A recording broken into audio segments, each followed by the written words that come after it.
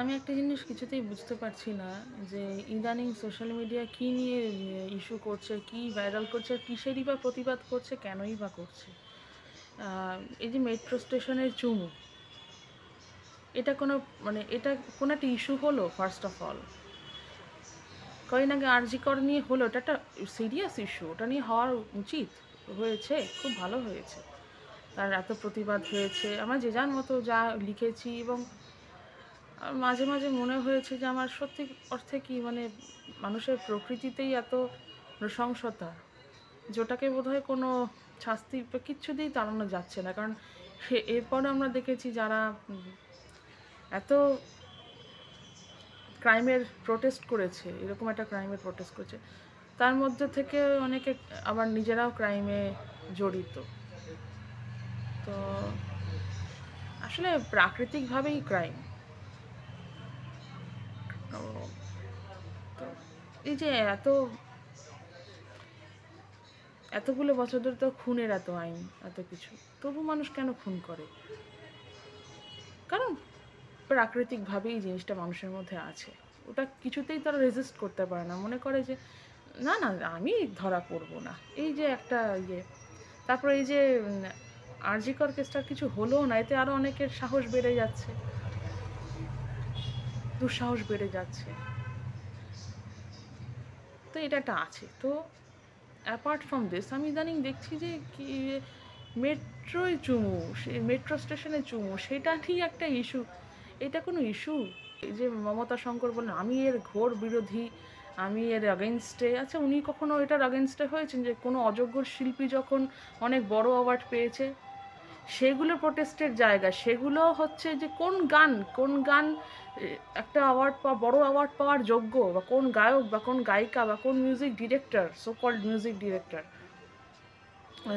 Award পাওয়ার যোগ্য কিংবা অযোগ্য, এই শিল্পীদের সেই সব নিয়ে প্রোটেস্ট করতে দেখা যায় না।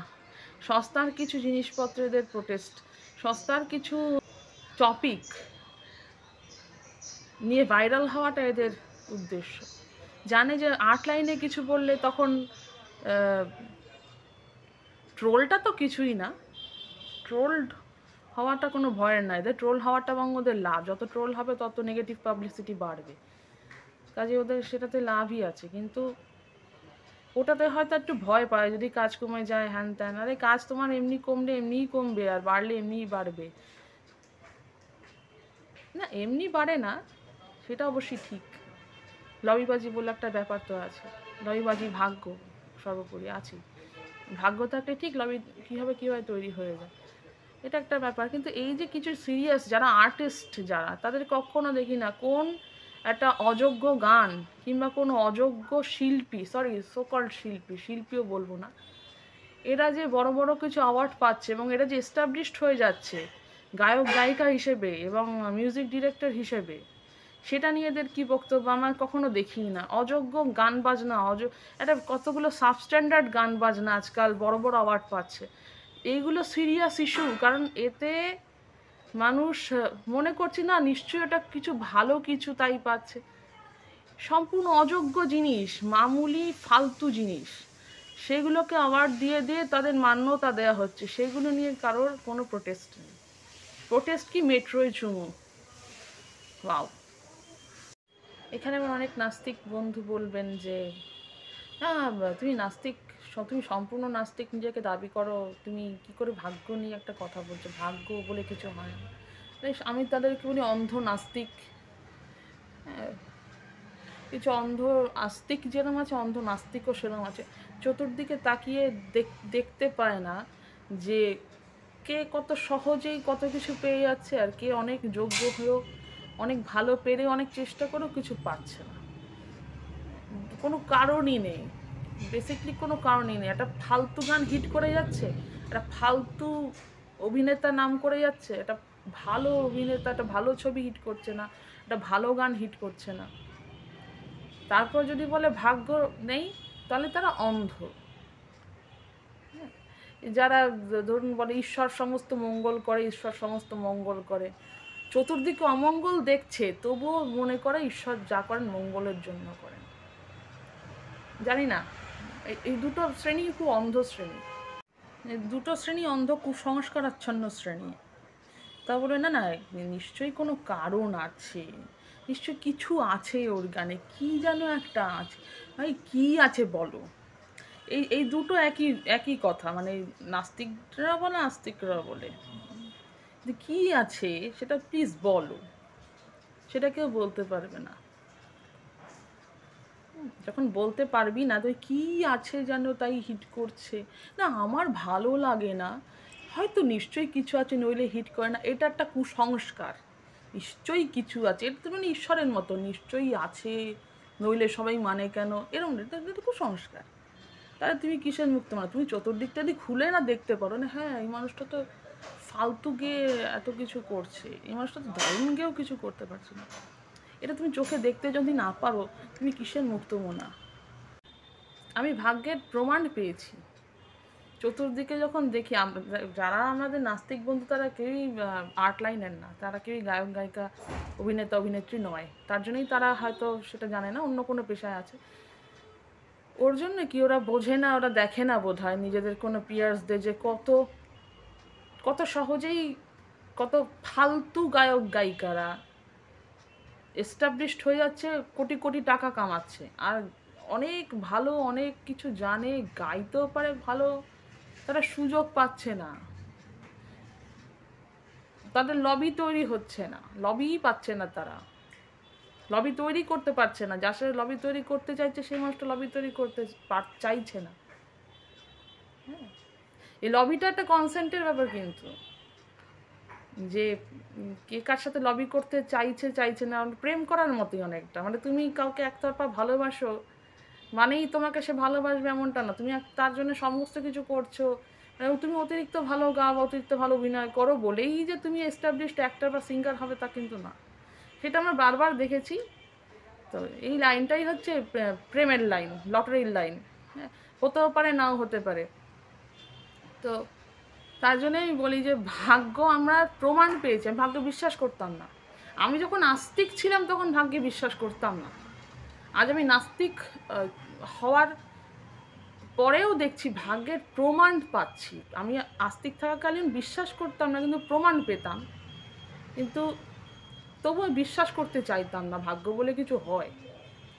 কিন্তু আমি দীর্ঘদিন ধরে, আমি না হলেও 16 বছর ধরে গান বাজনার মধ্যে আছি, গান বাজনার জগতে আছি, চতুর্দিকে দেখি যে কি হচ্ছে না হচ্ছে, আমার সমস্ত অভিজ্ঞতায় আছে। যার জন্য আমি বলছি ভাগ্য একটা বড় ফ্যাক্টর এখানে, এবং ভাগ্য কিন্তু কোনো অ্যাস্ট্রোলজি দিয়ে চেঞ্জ করা যায় না, কোনো অ্যাস্ট্রোলজি বলে কিছু হয়ই না, মানে এটা একটা ভাঁওতাবাজি। তো কারণ জ্যোতিষীর বাড়িতে আগুন লেগে যাচ্ছে, জ্যোতিষী জানতে পারছে না, জ্যোতিষীর বাড়িতে চুরি হয়ে যাচ্ছে, জ্যোতিষী জানতে পারছে না। তো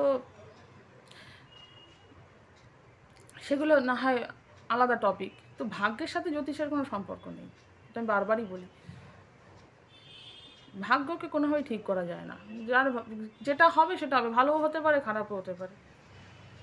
তো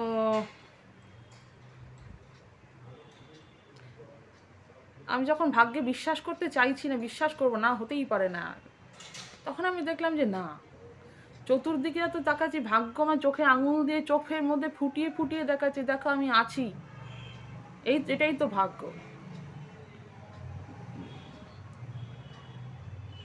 চতুর্দিকে দেখি আমার প্রচুর ভালো ভালো বন্ধু, তাদের আর দেখা যায় না, তাদের আর গান গাইতে দেখিই না, কোনো কোনো কোনো কনসার্টে নেই, কোনো সিনেমায় নেই, মানে কোথাও নেই, তাদের কোনো প্লেব্যাক নেই, নাথিং।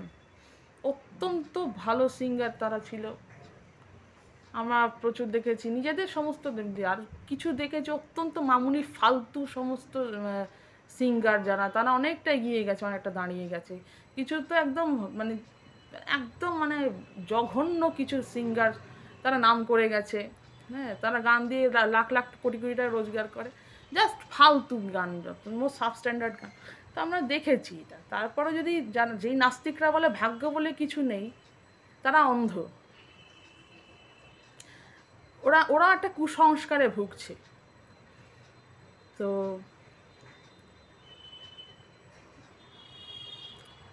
হ্যাঁ, যার জন্যই আমি যখন ভাগ্যে বিশ্বাস করতে চাইছিলাম না, দেখলাম ভাগ্যের প্রমাণ পাচ্ছে, বা প্রমাণ তো বিশ্বাসেরও, প্রমাণকে তো মানে বিশ্বাস অবিশ্বাসের ধার ধারে না প্রমাণ। যেখানে প্রমাণ সেখানে বিশ্বাস বা অবিশ্বাসের কোনো অস্তিত্ব নেই, সেখানে কেবল প্রমাণেরই অস্তিত্ব। তার জন্য ভাগ্য একটা প্রমাণ আমি জীবনে পেয়েছি, সবাই পায়, মানে চোখে তাকালেই দেখা যায় অমুকের তো এরকম জঘন্য গান কত হিট করে গেছে, অতটা ভালো গাইতো কিছুই করতে পারলো না, খুব নিষ্ঠাবান, এমন না যে খুব উচ্ছৃঙ্খল লাইফ লিডিং, বরং যারা উচ্ছৃঙ্খল লাইফ লিড করেছে তারাই বরং নাম করে গেছে।